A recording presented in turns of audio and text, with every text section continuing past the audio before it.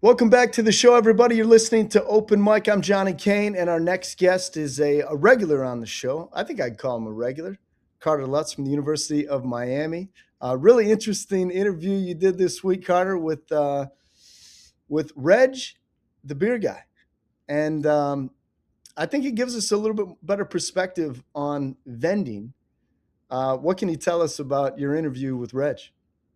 We all know vendors are all over the stadium and at every stadium, but Reg is out here doing something different and trying to be unique, trying to be the first person ever to work every NFL stadium and every MLB ballpark. It's a special story, and we were able to get into the nitty gritty, kind of see where his head's at, how it all started, what he hopes to accomplish, really the overall picture, because it's something he's had to dedicate a lot of time and a lot of his life to over the past couple of years. And it only started really over COVID. So it's a special story. He's on the right track. And I mean, he's 5 years into this thing, maybe a little bit more. And he's starting to gain a following and doing a good job. Yeah, I think it's fascinating to me because obviously I spend the majority of my life in ballparks and different arenas, and you hear the every vendor's different. Like they're not all the same. So it's like beer here, or depending on which part of the country you hear these accents, and some guys that really put dedication into preparing a hot dog to your liking. But I just find it fascinating. It's like it's something that maybe a lot of people don't think about, like the employees that are working these different stadiums. But a guy like Reg, like what a dream, like what a concept to say, you know what? I think I would like to be at every ballpark or NFL stadium like across the country, like meeting different people. Like I just find it the whole thing fascinating. Oh, it's terrific. And how he talks about the way that he's meeting new people and the importance of that. He highlighted that number one. But you mentioned it here at Sportscaster, we're trying to get unique and different perspectives. And for him, vendors are a part of all of our lives when we go to the ballpark, when we go to the games.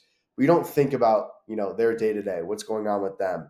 And so for him, he's been able to see all these ballparks. People make it a life mission to get to every MLB ballpark, and he's out there working them, seeing the entire thing, really fully invested in all of these stadiums and really a part of the stadiums.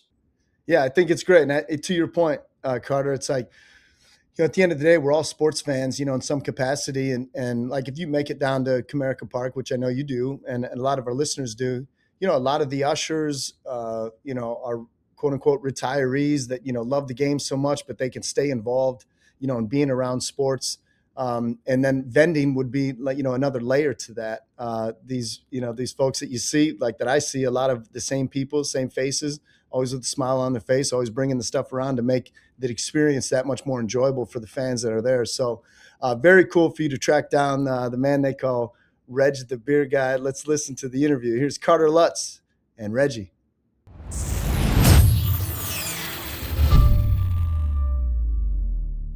So without further ado, if you go to enough ballparks, you start to notice the regulars, the diehard fans, the superstitions, the people who keep the score like it's game seven. But we've got someone on the open mic segment today who is way more committed to that than that. He's not chasing foul balls, but he's chasing history. As we now welcome in, without further ado, the man, the myth, the legend, Reg, the beer guy. Reggie, you are on your way trying to become the first beer vendor ever to work every MLB and NFL stadium. It's been one heck of a ride. How you doing? Pretty good, man. Thank you so much for having me. I appreciate you having me on the show. That's correct. So, yeah, my goal is to do every MLB and every NFL stadium as a beer vendor in the seats. That's terrific. And interestingly enough, I go to the University of Miami. Your story started around the South Florida area. Can you tell us how you got jump started? Yeah, sure. So, I was working in banking around 2017 or so, and I was down in South Florida on vacation. I wanted to go to the All Star game. The All Star game was there at that time. I took a look at the ticket prices. I said, "Man, it's a little steep," So I saw an ad online saying, we're looking for people just to come work the All Star game, just an open call like that, and signed up, went, and they told me I was going to be the hot dog guy. I says, "Cool, couple days, the celebrity game, the Derby, and the All Star game. 3 days. What could go wrong?" And turns out I fell in love with the job. It was a great gig. Had a lot of fun with the fans, and by the end of it, I was like, you know what? Where's the next opportunity? And so, So yeah, so you don't see a lot of stars or a lot of personalities who are vendors, but you mhm, get that sense when you're there, when you're at the games that, these guys know what's up. These guys are a joy to be around. Can for you sure. describe your passion behind all this as something that started, just as a side hustle? Yeah, it started kind of on a whim, and after that All Star game, actually, I did a regular Marlins game, and that was quite the difference there to see between the fan base and the All Star game, and what a regular Marlins game was like. Kind of a little more of a more realistic view of what vending is like, and despite that, I still fell in love with it, and I was like, you know what? Where can I find more of this? And just being with the fans, like I said, just being able to be a part of the game, being up close to the game. I was never a great, baseball player myself or football player, but like I said, I always loved the sport, and just to be up close and personal with the game and still be able to make a living at the same time has been great. So, And for us here at Sportscaster, we want to be a part of the game, and we don't have the athletic ability, as you just mentioned, to get on the field. So we're finding unique ways to get involved with the game. With you yourself and your specific mission, going to every ballpark, going to every NFL stadium, how did that specifically become your goal? well, like I said, I started doing a few stadiums here and there. After I did Florida, I came back up north. I did some work with Cleveland. I did some work with Washington, a few teams, and then it dawned on me. I was like, you know what? Has anybody ever actually done this before? And like, what would it take to get to every single stadium? So it kind of came across my mind as something interesting, and then it just kind of started. One stadium after another, getting closer and closer to the goal. Before I said, you know what? That's the end goal here. Try to get to everyone. And sports is really, a big part of sports are the people involved, the relationships you make. Can you touch on that and how that's played a part in your journey? Yeah, absolutely. Like I said, you get to know a lot of the season ticket holders, some of the regulars, people that are there every day. You get to know some of the team staff as well, which is pretty cool. Like I said, you just kind of see what goes into making events work on so many levels. And for you, what stadiums do you have left? Do you need to check off? Yeah, absolutely. So for MLB, I'm only missing two. I'm missing Fenway, which I should have the approval to do this year. And the toughest one is going to be Toronto because it's a little more challenging because it's international. You got to get some, the proper paperwork, some visas to actually be able to work in Canada. So I'm knocking on that door, trying to get in. We'll see how close I can get, but that's the only two for MLB I'm missing. For the NFL, I'm just simply missing the Minnesota Vikings to complete the journey. So Well, that's doable. I feel yeah, like yeah, NFC right North, we on the can doorstep. NFC North, we can make that happen. Yes, Um, for you and your journey, when you complete this, or I should say if, but really when you complete this, what's sure. kind of your thought process about how you want to handle it and maybe go public with it and make it a real story and something that people can be inspired by?